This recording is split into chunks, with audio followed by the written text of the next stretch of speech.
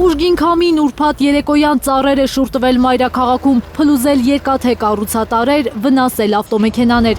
Ներքին գործերի նախարարությունից հայտնում են, քամու հետևանքով վնասվել են տանիքներ, էլեկտրական լարեր։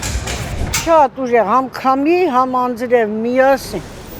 Ահա որ ուժեղ էր, ահա որ եւ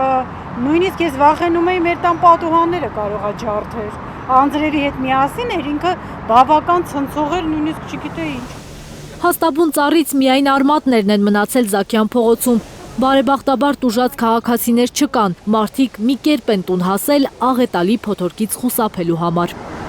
Վազնելով Վարդանյանների այգուց, վազնելով ծառերի տակերով, պատերի տակերով։ Եկել եմ մտել եմ տուն, ամուսինս ջղայնացավ, ասում մի խանութ, մի տեղ, մի պատտակ մտներ վայնի։ Տիգրան Մեծի փողոցում ուժեղ քամին ջարդուխուրդ է արել 5 մեքենա, տապալել 4 էլեկտրական սյուն, տրոլեյբուսի լարեր, կաթվածահար արել երթևեկությունը։ Ռասիամոլի հարևանությամբ կառուցվող շենքի երկաթե ցանցե կառուցատարերն են ընկել մեքենաների վրա։ Քաղաքացիները չեն հավատում, որ կառավարությունը կփոխհատուցի վնասները։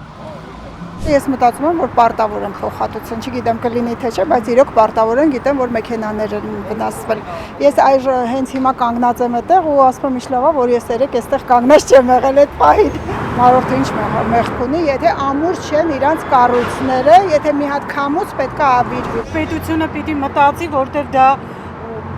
նենց բան է, որ ասենք բոլորի հետ էլ կարա պատահի, բայց մեղք չունի մարդը, որ կանգնել է ու այսպես կարող է ջարդվի իր սեփականությունը։ Հիմա մեր պետության վրա իհարկե հույս դնել չի լինի։ Ներքին գործերի նախարարությունից Հայլուրին հայտնում են, որ Երևանի կենտրոնից բացի ավերածություններ են եղել Նոր-Նորքում, Էրեբունիում, Մալաթիա Սեբաստիայում, ինչպես նաև Գեղարքունիքում և Կոտայքում։ Զարու Իսահակյան, Նորայր Շարբաթյան և Էլեն Յահինյան, Հայլուր։